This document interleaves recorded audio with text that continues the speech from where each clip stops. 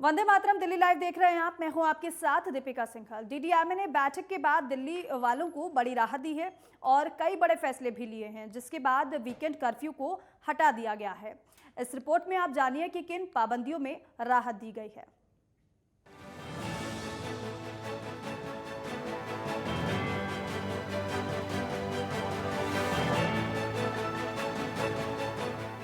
DDMA की बैठक के बाद दिल्ली वालों को काफी राहत मिली है, क्योंकि अब दिल्ली में कोरोना के तहत लगी पाबंदियों में छूट दे दी है, जिसमें वीकेंड कर्फ्यू को खत्म करना भी शामिल है।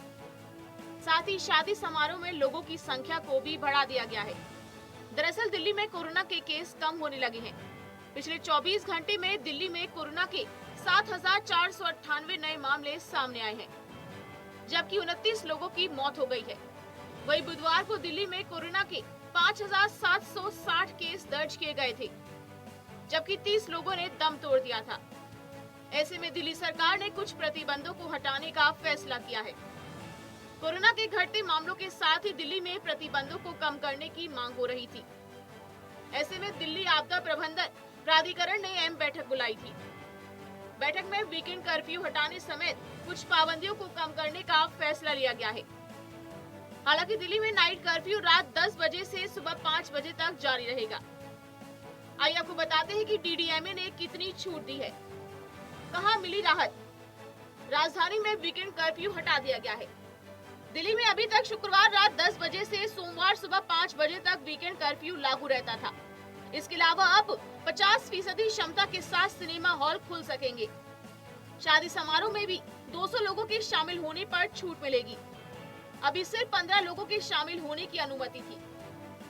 Cinema hall, gym, entertainment parks इत्यादि 50% क्षमता के साथ खुलेंगे। गैर जरूरी वस्तुओं की दुकानों के लिए ऑड इवन सिस्टम को खत्म कर दिया गया है।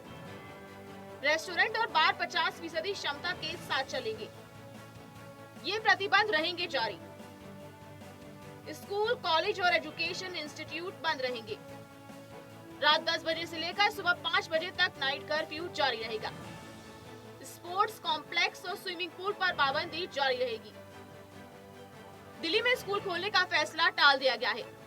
ऐसे में उन बच्चों और माता पिता को मायूसी जरूर होगी जो स्कूल खुलने का बेसब्री से इंतजार कर रहे हैं। उनका कहना है कि बच्चों की पढ़ाई प्रभावित हो रही है, जिसकी ऑनलाइन मोड से भरपाई नहीं हो सकती। बच्चे भी बोल रहे हैं कि अब तो उन्हें कोरोना वैक्सीन भी लग गई है, तो स्कूल जाने में आखिर दिक्कत क्या है। उनकी दलील है कि ओमिक्रॉन गंभीर लक्षण पैदा करने में सक्षम नहीं है, और वैसे भी दिल्ली में अब रोजाना नए कोरोना केस में तेजी से कमी आ रही है। Bureau report, network 10। और डीडीएमए की बैठक में दिल्ली में लगी पाबंदियों को खोल दिया गया है। दिल्ली में वीकेंड कर्फ्यू और बाजारों का ऑड इवन खत्म हो गया है। वहीं सरोजनी नगर मार्केट में इस फैसले के बाद दुकानदार काफी ज्यादा खुश नजर आ रहे हैं और दिल्ली सरकार को धन्यवाद भी कह रहे हैं। दुकानदारों का कहना है कि हम काफी ज्यादा परेशान थे, हमारा सामान भी नहीं बिक पाता था और सामान न बिकने के चलते हमारे पर कर्जा भी हो गया था।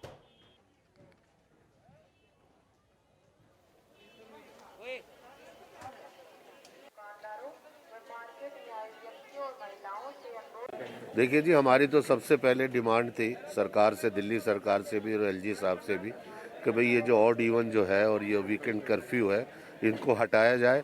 और आपके चैनल पे चला भी था हम लोगों की सबसे पहले, उसके बाद और मार्केटों ने बोला। ये बड़ी अच्छी बात है क्योंकि हम लोग 2 लॉकडाउन पहले भी झेल चुके थे और सर्दी का माल जितना भी है दुकानों के अंदर है, वो भी अब की हमको झेलना पड़ेगा, क्योंकि अब मौसम चेंज होने जा रहा है तो कस्टमर इस टाइम ना तो ठंडा खरीदता है ना गर्म। फिर भी ये बड़ी अच्छी बात है कि ये वीकेंड कर्फ्यू और लॉकडाउन जो हटाएगा, इसमें हम एलजी साहब का भी धन्यवाद करते हैं, केजरीवाल साहब का भी धन्यवाद हैगा। और दिल्ली कांग्रेस कमेटी के अध्यक्ष अनिल चौधरी ने दिल्ली सरकार पर निशाना साधा। उन्होंने कहा कि किसानों को दिल्ली सरकार ने मुआवजा देने को कहा था, लेकिन वो मुआवजा किसानों तक नहीं पहुंच पाया है। वहीं हमारे संवाददाता विवेक दीक्षित ने अनिल चौधरी से खास बातचीत की है, सुनिए जरा। हमारे साथ बात करने के लिए दिल्ली कांग्रेस कमेटी के अध्यक्ष चौधरी अनिल कुमार जी हैं। अनिल जी, ये बताइए कि अब वीकेंड कर्फ्यू जो सैटरडे संडे लग रहा था, ऑड इवन था, वो सब खत्म कर दिया गया, लेकिन अभी तीसरी लहर जो चल रही थी वो कभी खत्म नहीं हुई थी, उस पर क्या प्रतिक्रिया? देखिए, जिस तरह से सरकार आंकड़े पेश कर रही है उसी को हम आधार माने तो सरकार के अनुसार कंट्रोल में है। यदि कंट्रोल में है तो आपने विड्रॉ किया है। ये मांग हम भी करते रहे कि छोटे दुकानदार व्यापारी परेशान हैं, उनको राहत देनी चाहिए। यदि संक्रमण हाई है तो राहत पैकेज अनाउंस करना चाहिए। जब इन्होंने आदेश दिया कि नाइट कर्फ्यू रहेगा, ऑड इवन लागू रहेगा, नाइट कर्फ्यू के साथ साथ वीकेंड कर्फ्यू लगा दिया गया, लेकिन उन्होंने उन परिवारों का नहीं सोचा जो अपने परिवारों का तो पेट पालते ही हैं, साथ में जो दुकान पे काम करने वाला जो मजदूर स्टाफ है उनका भी पेट पाला जाता है। पहले तो सवाल उठता है कि इतना डिले क्यों। दूसरा, उन्होंने वादा किया था स्कूलों की तरफ 500 जगह हम झंडे लगाएंगे। आज मैंने देखा इश्तिहार में पड़ा है 75 का वो घोषणा कर रहे हैं। बाकी के झंडे का क्या हुआ? कहाँ गए वो झंडे? और बजट कहाँ गया वो? तो अरविंद केजरीवाल हमेशा यू टर्न लेते हैं। याद होगा शिक्षा नीति पे भी उन्होंने 500 की फिगर पकड़ी थी कि हम हर साल जो है 500 स्कूल खोलेंगे। तो वैसे ही झंडों पे भी आप 500 की बात करते थे और आज 75 की घोषणा कर रहे हैं। तो बिल्कुल सर, लास्ट सवाल है सर, ये बताइए कि सर जो आपने मुद्दा उठाया है किसानों का, सर उस पर क्या देखिए, किसानों को लेकर के अरविंद केजरीवाल ने खरीफ की जो फसल नष्ट हुई थी दिल्ली के किसानों की, उस पर मुआवजा घोषित किया था।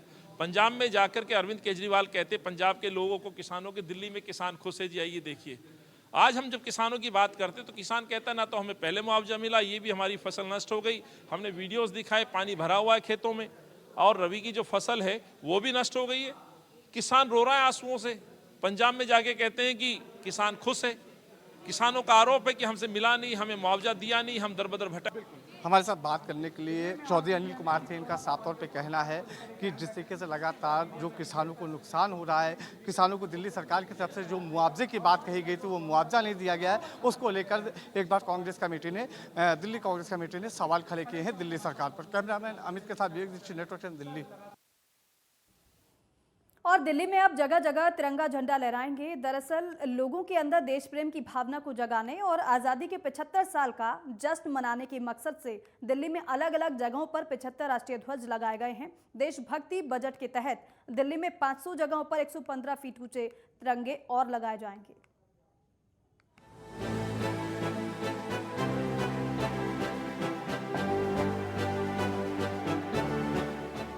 देश में आजादी की 75 साल का जश्न मनाया जा रहा है। इसी कड़ी में राजधानी दिल्ली में लोगों के अंदर देशभक्ति की भावना को बढ़ाने और आजादी के 75 साल का जश्न मनाने के लिए 75 अलग अलग जगहों पर विशाल तिरंगा झंडा फहराया गया।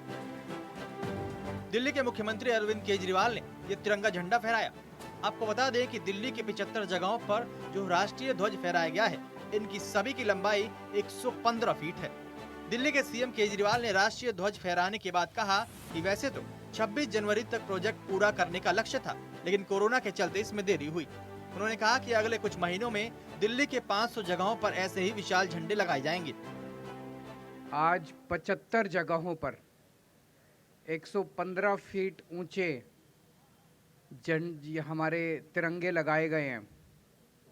हम आज़ादी के 75 साल मना रहे हैं और उसी को ध्यान में रखते हुए आज 75 जगहों पर 115 फीट ऊंचे झंडे तिरंगे लगाए गए हैं। हमारा मकसद है फाइनली पहले फेज़ में पूरे दिल्ली में 500 जगहों पर ये झंडे लगाए जाएंगे। अगले कुछ महीनों के अंदर हमारा टारगेट तो था कि 26 जनवरी तक कर दे, लेकिन बीच में पोल्यूशन की वजह से और कई कारणों की वजह से, कोरोना की वजह से कंस्ट्रक्शन पे बैन लग गया था। अगले कुछ महीनों के अंदर सभी 500 जगहों पे 500 साइट्स के ऊपर ये तिरंगे लगा दिए जाएंगे। वर्तमान में दिल्ली में नई दिल्ली, कालकाजी, पड़पड़गंज, शकूर बस्ती विधानसभा समेत कुल 5 जगहों पर ये झंडे पहले ही लगाए गए थे। अब 75 झंडे और लगाए जाने से इनकी तादाद बढ़ गई है। सीएम केजरीवाल ने कहा कि इन तिरंगे झंडों को लगाने का मकसद यही है कि जितनी भी बार लोग इसे आते जाते देखें, उतनी बार उनको अपने राष्ट्र की याद आए और उनके अंदर देश प्रेम की भावना जगे। हमारा मकसद है कि दिल्ली में कोई भी अपने घर से बाहर निकले और दफ्तर के लिए जाए तो कम से कम 2-3 बार उसे दिन में तिरंगा जरूर दिखाई दे। जितनी बार हम तिरंगे को देखते हैं, हमारे अंदर एक राष्ट्र भक्ति की भावना जागती है, देशभक्ति की भावना जागती है। नॉर्मली अपनी ज़िंदगी जीते हुए हम इतने ज़्यादा उलझ जाते हैं अपने परिवार में, अपनी ज़िंदगी में, कि कई बार अपने देश को भूल जाते हैं, समाज को भूल जाते हैं। ये तिरंगा, जितनी बार एक आदमी, आम आदमी तिरंगे को देखेगा, ये तिरंगा उसे देशभक्ति की याद दिलाएगा, उसे देश की याद दिलाएगा। बता दें कि दिल्ली सरकार ने देशभक्ति बजट के तहत दिल्ली में 500 जगहों पर 115 फीट ऊंचा तिरंगा झंडा लगाने का प्रस्ताव बनाया है। इस प्रस्ताव के तहत दिल्ली की 5 विधानसभाओं में 5 जगहों पर पिछले साल अगस्त में पायलट प्रोजेक्ट के तहत तिरंगे झंडे लगाए गए थे। अब 75 झंडे और लगाए गए हैं और आने वाले वक्त में इनकी संख्या 500 के पार होने वाली है। इन सब के लगने के बाद दिल्ली देश में इकलौता ऐसा इलाका होगा जहां इतनी बड़ी संख्या में विशाल तिरंगे झंडे लगे होंगे। दिल्ली के सीएम ने साफ कहा है कि इसको दिल्ली में 15 अगस्त तक 500 जगह लगाने का उनका टारगेट है। तो वहीं दिल्ली के डिप्टी सीएम मनीष सिसोदिया की विधानसभा में आज ये झंडे 4 जगह लगाए गए हैं और जिसको 115 फीट ऊंचे झंडे लगाकर दिल्ली में कहीं ना कहीं दिल्ली सरकार ये दिखाना चाह रही है कि आज़ादी का जो रंग है वो तिरंगे को वो हर जगह दिखाएगी और दिल्ली में 500 जगह उनका लगाने का ये टारगेट है। नेटवर्क 10 दिल्ली। और चलिए फिलहाल वक्त एक ब्रेक का है, फौरन लौटेंगे।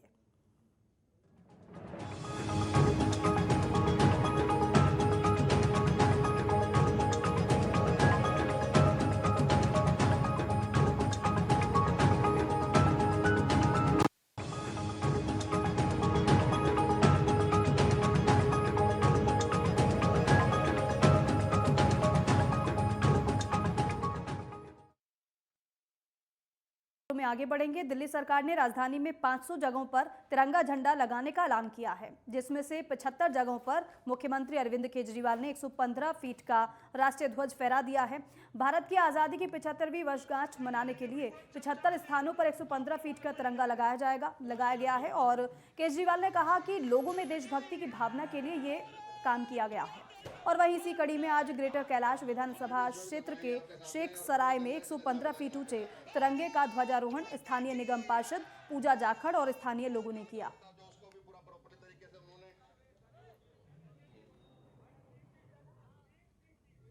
जी, हमारे लिए बड़े गर्व की बात है कि आज हमारी पूरी दिल्ली में 75 झंडे जो फहराए गए हैं अरविंद केजरीवाल जी की वजह से, और सबसे ऊंचे झंडे फहराए गए हैं 115। और हम अपने आप को बहुत लकी मानते हैं कि हमारी जी के विधानसभा में सौरभ भारद्वाज जी की वजह से ये संभव हुआ है। और वहीं आप नेता आदिल खान ने बीजेपी पर आरोप लगाया है। उन्होंने ये कहा है कि पिछले 15 साल से दिल्ली के एमसीडी में बीजेपी काबिज है। एमसीडी ने दिल्ली वालों को पहला बड़ा तोहफा कूड़े का दिया है। उन्होंने साथ ही कहा कि बीजेपी एमसीडी ने 46 करोड़ रुपए का घोटाला किया है, लेकिन अब आने वाले चुनाव में बीजेपी को एमसीडी से हटाने का दिल्ली की जनता ने मन बना लिया है। पार्टी का और दूसरा करप्शन। आप दिल्ली के अंदर किसी भी बॉर्डर से अगर प्रवेश करिए तो आपको दिल्ली में घुसने से पहले कूड़े के पहाड़ नजर आएंगे। ये 15 सालों में पहला तोहफा दिया है भारतीय जनता पार्टी ने दिल्ली वालों को। दूसरा, दिल्ली के अंदर भारतीय जनता पार्टी शासित एमसीडी ने भ्रष्टाचार की सारी सीमाएं तोड़ रखी हैं। भारतीय जनता पार्टी के पार्षद दिल्ली के अंदर लिंटर माफिया बनकर घूम रहे हैं। आज बहुत ही महत्वपूर्ण विषय पर हमारे तीनों एमसीडी के लीडर ऑफ अपोजिशन यहां पर उपस्थित हैं। एक और घोटाला भारतीय जनता पार्टी का आज आम आदमी पार्टी करने जा रही है। जैसे कि हम सब जानते हैं, नगर निगम का एक बड़ा आय का स्रोत टोल टैक्स होता है, जिससे लगभग दिल्ली नगर निगम को 1000 करोड़ के आसपास साल का मिलता है। अब इस पैसे को किस तरीके से लेना है, किस माध्यम से लेना है, क्या मापदंड है इसके, ये सारी चीजें पहले से फिक्स और तय रहती हैं। हाल ही में जो कंपनी है, बताता हूं, सहकार ग्लोबल लिमिटेड, इस कंपनी को नया टेंडर दिया गया और इस कंपनी का एक रूल होता है, मतलब एक इनका जो आपस में एमओयू जो होता है, जो कॉन्ट्रैक्ट होता है, उसमें 10% एडवांस, मतलब 5% परफॉर्मेंस और 5% सिक्योरिटी। क्योंकि पिछले टेंडर में भी यही बात रही थी कि पूरा पैसा हम नहीं ले पा रहे थे, नगर निगम नहीं ले पा रहा था, तो 5% उसमें से इन्होंने माफ कर दिया, जो कि पूरा की नगर निगम के हाथ में था। उसमें ऐसा नहीं था कि उसमें कोई अलग से कोई कहानी आ गई या कोई वजह थी। पिछले 15 सालों से एमसीडी में जो भ्रष्टाचार चल रहा है, उसी कड़ी में अभी ईस्ट एमसीडी के अंदर भी देखने में आया था कि जब कोरोना काल में तमाम लोगों की गाड़ियां घरों के अंदर खड़ी थी, तो इन्होंने पार्किंग माफियाओं के साथ मिलके पार्किंग का पैसा माफ करने का काम किया, जिसके लिए हमने सदन से लेकर सड़क तक उसका विरोध किया था। उसी तरीके से आज ये टोल टैक्स के पैसे माफ करने का काम कर रहे हैं। टोल टैक्स पे आप देखेंगे वहां पे इनके बैठे जो माफिया हैं वो किस तरीके से गाड़ियों को पास कराते हैं और वहां पे मोटी मोटी उगाही करने का, जो ग्रीन टैक्स को अपनी जेबों में डालने का जो काम करते हैं, वो वहां जाके आप देख सकते हैं। एक मीडिया बंधु पीछे उस टोल टैक्स पे उनकी गाड़ी पास होनी थी, उसको तो उन्होंने पास नहीं होने दिया, लेकिन उनके सामने ही ऐसी कई गाड़ियों को उन्होंने पास होने दिया पैसे लेकर के। और देखिए, कोरोना वायरस को हराने में वैक्सीन निर्णायक भूमिका निभा रही है। भारत सरकार के दवा नियामक DCGI ने 2 वैक्सीन को सशर्त बाजार में बेचने की अनुमति दे दी है। अब कोविशील्ड और कोवैक्सीन बाजार में शर्तों के साथ बिकेंगी। कोविशील्ड और कोवैक्सीन को drug controller general of India से बाजार में उतारने की मंजूरी मिल गई है। निर्धारित शर्तों के तहत ये दोनों वैक्सीन दुकानों पर नहीं मिलेंगी, बल्कि वहीं प्राइवेट अस्पतालों और क्लिनिक ही डोज खरीद सकेंगे और वहीं लगाई जाएंगी। और दिल्ली के शादरा में स्पेशल स्टाफ की टीम ने सीमापुरी से एक घर में छापेमारी की है और जिसमें 4 सट्टेबाजों को गिरफ्तार किया गया है। DCP R सत्यसुंदरम ने जानकारी दी और बताया कि गिरफ्तार आरोपियों के पास से 19,400 रुपए और 2 रजिस्टर बरामद किए गए हैं, जिसके बाद पुलिस ने सीमापुरी थाने में केस दर्ज कर जांच शुरू कर दी है। पूरा मामला सीमापुरी के E ब्लॉक की झुग्गी का है।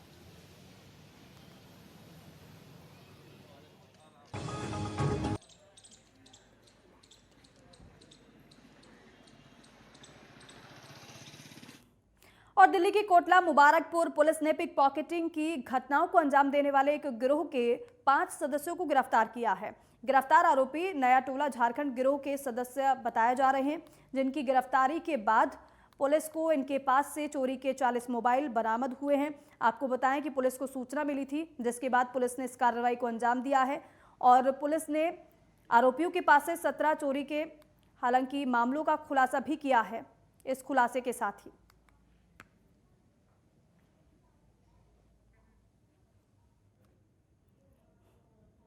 और दिल्ली पुलिस को रोहिणी कोर्टरूम शूटआउट मामले में बड़ी सफलता हाथ लगी है। दिल्ली पुलिस की स्पेशल सेल ने गैंगस्टर जितेंद्र गोगी की हत्या में शामिल नेपाली शूटर का कोड डिकोड कर लिया है।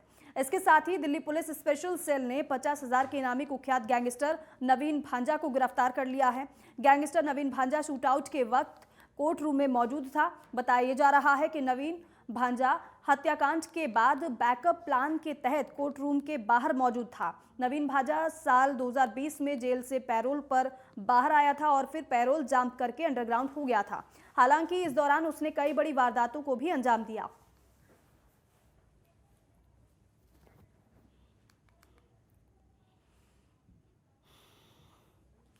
और आज़ादी की 75वीं सालगिरह को देश भर में पूरे धूमधाम से मनाने के लिए केंद्र सरकार ने आज़ादी का अमृत महोत्सव आयोजन की शुरुआत की है। DMRC की तरफ से भी कई खास कार्यक्रम आयोजित किए जा रहे हैं और इसी के तहत गणतंत्र दिवस की पूर्व संध्या पर DMRC ने एक स्पेशल ट्रेन लॉन्च की है।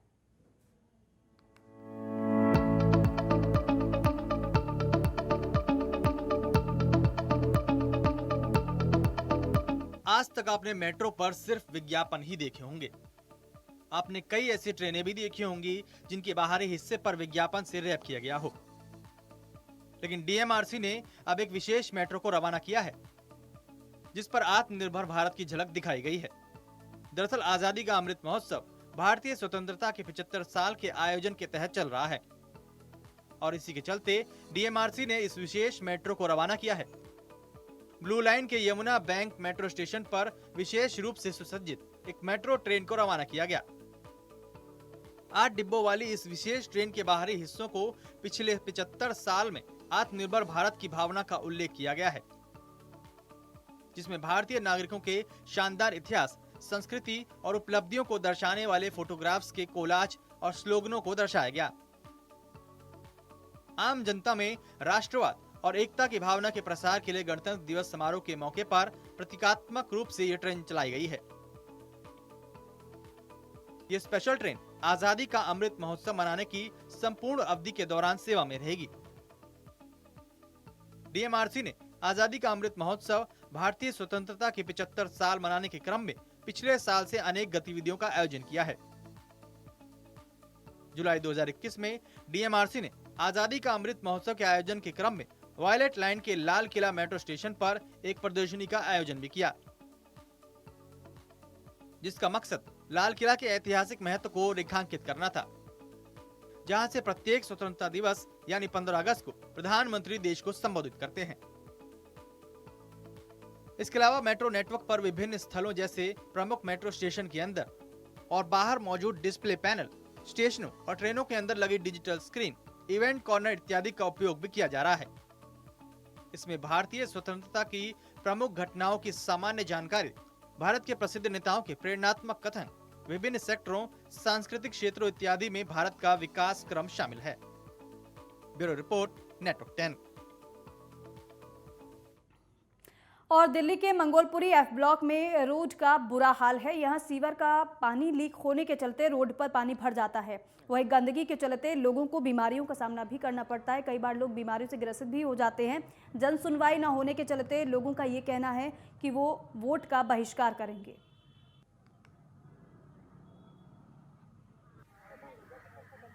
नाला बंद हो रहा है, नाला रुका हुआ है, सारा पानी भरा हुआ है। घरों में से निकला भी नहीं जाता, बहुत बुरा हाल हो रहा है और कम से कम महीना सारा हो गया ऐसे। और इन्हीं खबरों के साथ ही दिल्ली लाइव में बस इतना ही। आप देखते रहिए नेटवर्क 10। जय हिंद।